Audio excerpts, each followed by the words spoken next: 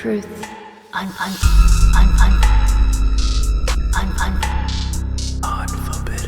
Truth. Podcast. Unforbidden. Truth. Podcast. I'd like to start this interview out with having you tell me a little bit about yourself and the movement you've started advocating for your father. My name is Larry Hoover Jr., and I am the son of Larry Hoover Sr., who's known around pretty much the internet and the world as the founder and leader of the Gangsters Disciples. But he's not known as Larry Hoover, the man, a person. He's only known by the legend of who he is. He is in Florence, Colorado. He qualifies to be released under the First Step Act. The judge stated that he qualifies to be released, and the law states that he qualifies to be released. But he's been held under his name and the legend of his name and under the discretion of the judge. He's a senior citizen, and he's living in an inhumane society. He's been in Florence for 25 years, which means he's been in solitary confinement. His crime doesn't qualify for a crime that puts you in the ADX, but that's where he's been. And so I'm trying to fight to have my father released. It's time, he's a senior. He's not gonna come back and destroy the community or get involved in crime. So I'm just advocating for my father. He hasn't been with his family in his whole life. I mean, my whole life. I'm 48 years old. My father has been incarcerated since I was born. And, it's time. I'm fighting for him to come home.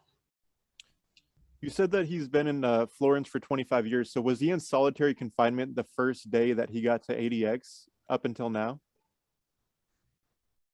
Well, they had a little bit of movement in Florence when he first got there, but the way it's set up is you live by yourself. You live in a box, and you go out to recess inside of another cage. So yeah, he's been in solitary confinement the whole time.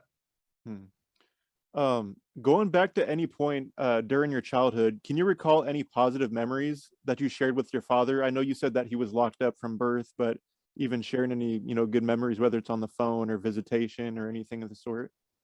Okay, well, I've always had, it was always a good visit when I went. It was always good when I went to see my father, even though I was going to the penitentiary, because he always made sure that we never had a bad time. We didn't argue. He didn't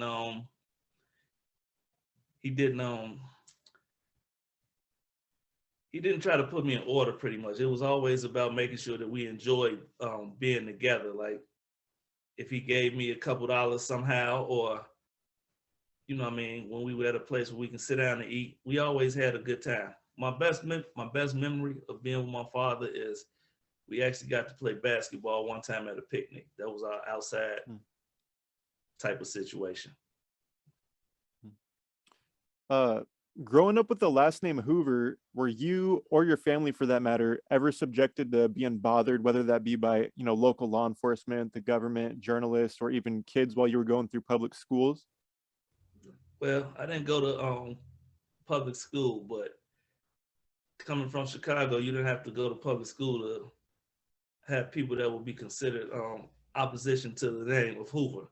And yes, we experienced all of that, like the media speaking bad upon the family and what we were trying to do, whatever business it was that we were trying to take part in.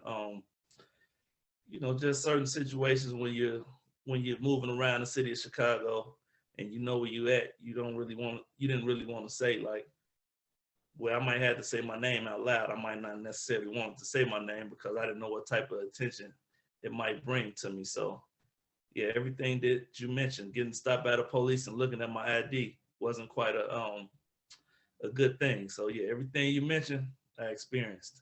So was that pretty regular, from like teenager up into like a young adult, would you say? I mean, it was definitely a part of my life. It wasn't like a super regular thing because I feel like I led a pretty low key and definitely a legal life. So it wasn't, it wasn't that bad, but that's the part that made it a problem because I was living a legal life and still am. How did it affect you as your father was incarcerated growing up as a child, knowing that your father wasn't there, on the outside for you, but he was there on the inside and you can only talk to him or, whatever at, limited, periods of time? I mean, it affected me because as you do things as a kid and a young man growing up, to not be able to ever have your father present, going back to the Boy Scouts and fathers come when it was time to go camping or having a baseball game, and then the fact that I just been waiting for my father, so it kind of kills the thought that something good is gonna happen when you dream that that day is gonna be there, and then it keeps just not coming and not coming, and there's always a reason why it doesn't come. It just kind of messes with my ability to look forward to things, to feel like good things are gonna happen.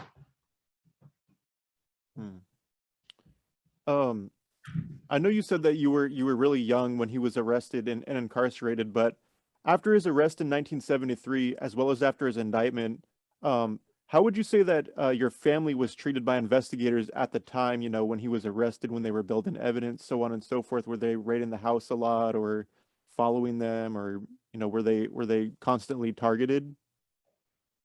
Well, in 1973, my mother was pregnant with me, and I believe the police they did show up, and that was then. I really can't speak on that.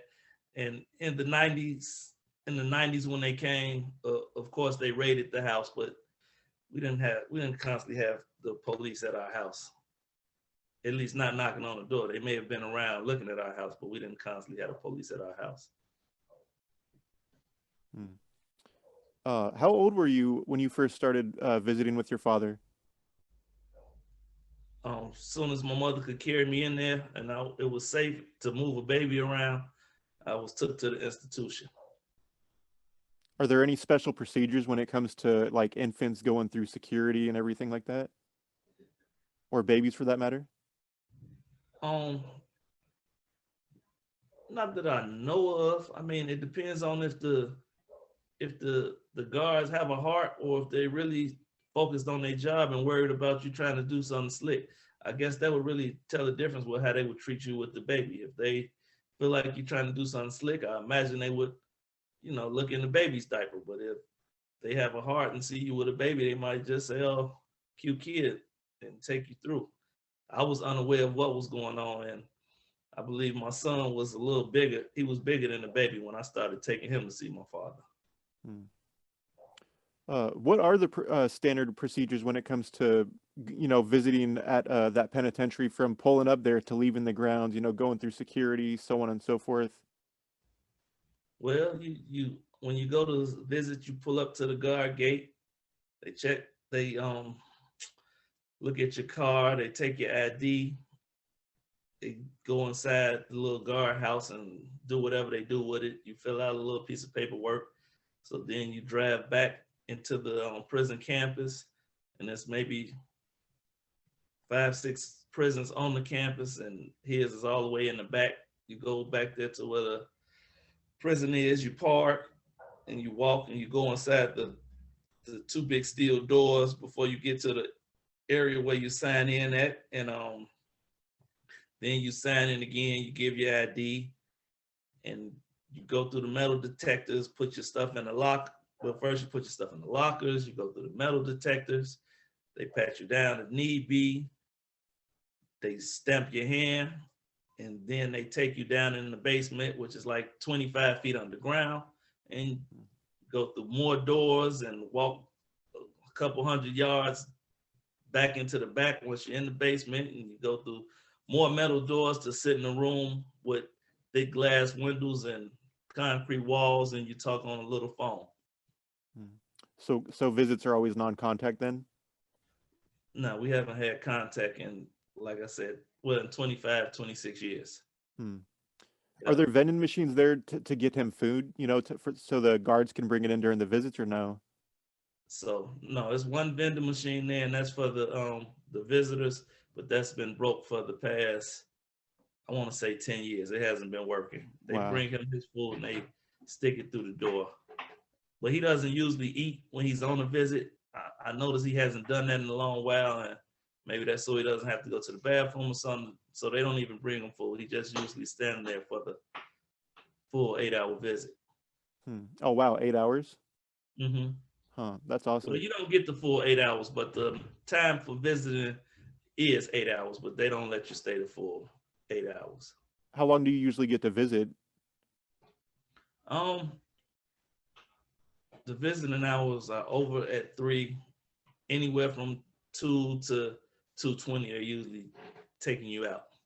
And then you have to make it there in time to make it for 8 o'clock. And then if they're ready, they take you right down, but they might not be ready, so you have to wait on them. How was your father treated by the COs and staff at the prison there? He's treated, I mean, okay. It's like the contact is with, he doesn't really have contact with him. He's in the cell. I mean, and they can move at their own pace as far as when he needs something for him. All he can do is ask for it and say what he wants. And it depends on how they feel or who it is that's there that day. You know, it's not like he's really dealing with the COs. When they move you around, they handcuff you, and it's 3-4 people that walk you around through there.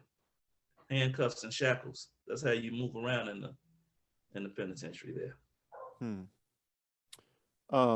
Being that he's locked down, you know, essentially all day, every day, how does he spend his time to, you know, preoccupy his mind? Well, he does a lot of reading. He gets to watch a little TV.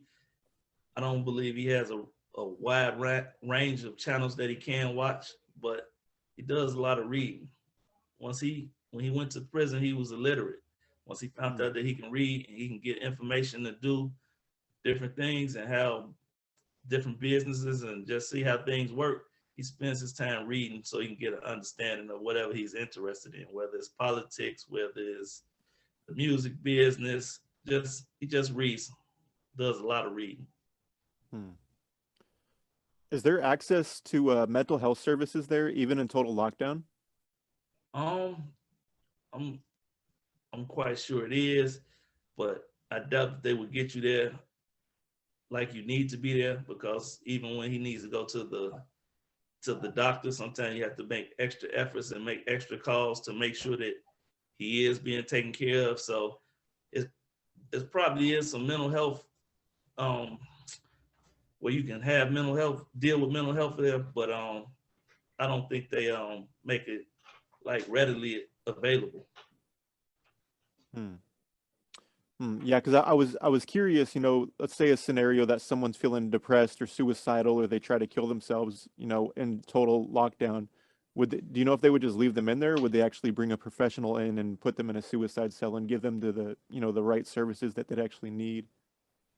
I really can't speak on that. I would imagine they may come do that after they try, if it didn't work.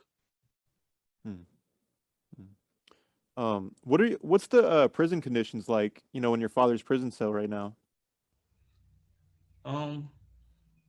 It's a box.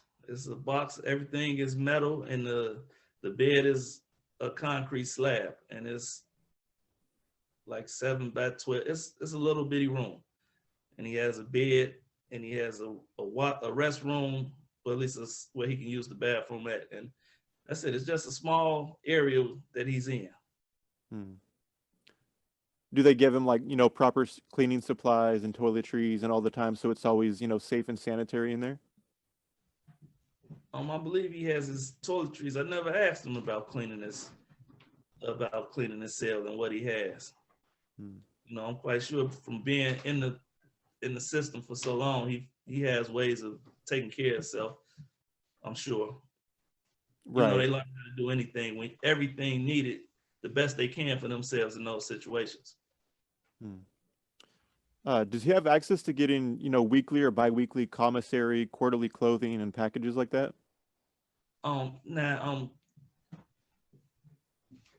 Nah, I'm not sure about how that works. It is some type of commissary, but I don't know how that works, if it's how often or how readily available it is. So does he have a shower in his room then? I'm not sure. I think he does shower in his room. I don't think they take him out the shower. I think everything is right there. What do you think the biggest misconception is about your father in the, overall mainstream media?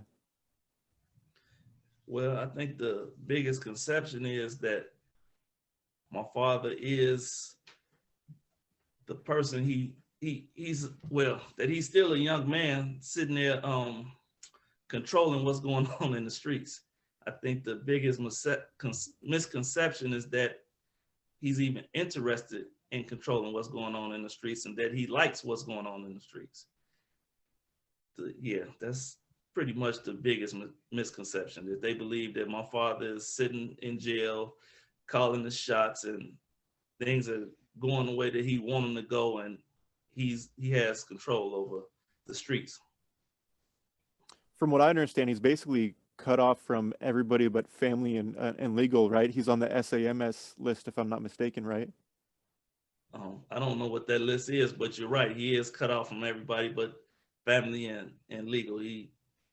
They send you to that place when they don't want you to have contact with the world. He's there with all the different bombers that you may have heard of over the years: the Unabomber, the Gym Shoe Bomber, the Marathon Bomber, the terrorist. So he's in those conditions. And like I was saying before, his crime doesn't even fit the criteria to be in that place. So is he like close enough to any inmates where he can even speak to them through the vents or anything like that? Or is it cut off to the point you can't even speak to anybody, even through echoes? I don't know. I believe they try to holler at each other. I mean, I guess anybody would. If you can't speak to anybody, that would drive you crazy if you just can't speak at all, But yeah, they don't have like where they can just really communicate with each other. They figure out the best way they can, I imagine. What's one thing about your father that you would like the public to know about him that they might not know? I'd like the public to know that my father is for one, that he's that he cares about his community, that he's not a bad person, that he's not just a criminal. He's more than the image that they paint of him.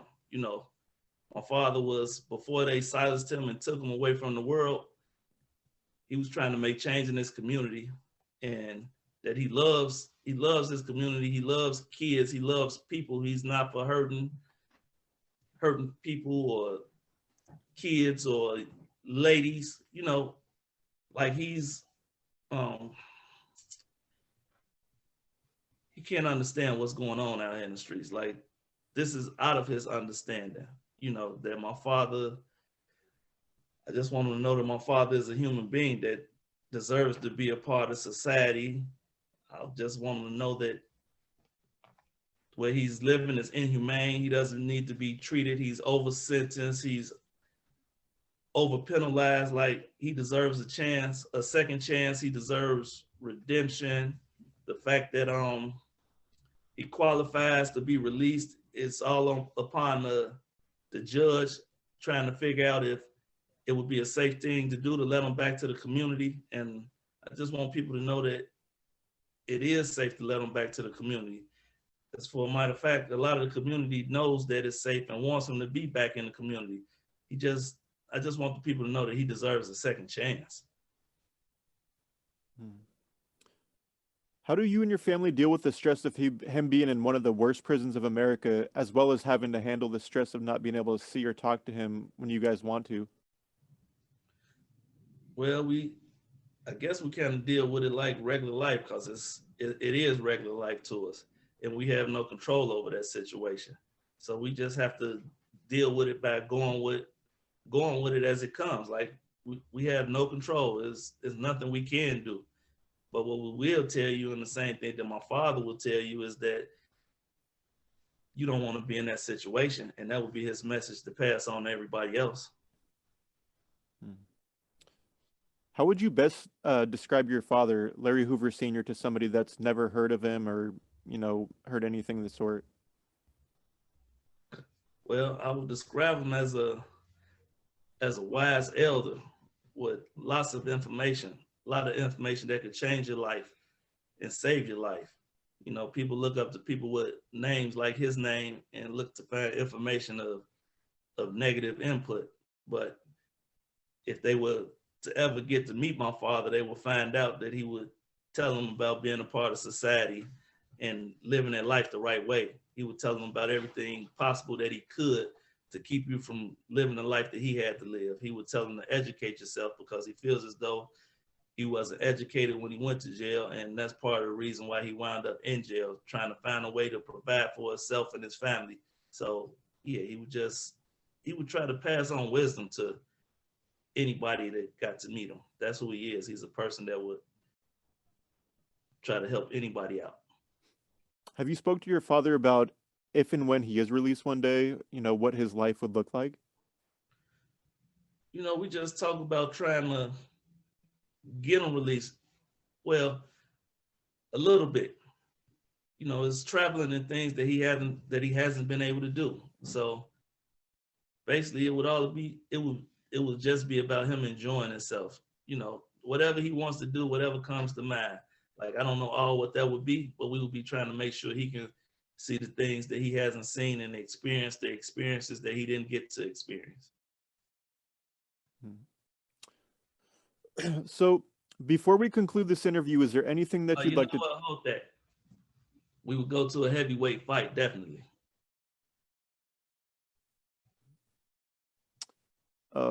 Before we conclude this interview, is there anything that you'd like to talk about that we haven't covered yet? Well, for one, as far as our movement is concerned, we had the Larry Hoover Project, which gives you information about my father and dealing with prison reform. We had the Free My Father shirts on LarryHooverJr.com. Then we had the Larry Hoover Jr. _ Instagram to keep aware of what's going on with the movement. And that this is a fight that we've been fighting a long time. It's gonna take the people to get behind the fight. It's only the fair thing to do. If the law states that my father should be released, we will hope that our government respects the law, because it could be your father, it could be your brother, it could be your mother, it could be any one of us. So we just want fairness, and let's get behind this, because once you let it go through this way, this is the precedent for it to work the same way with other people also.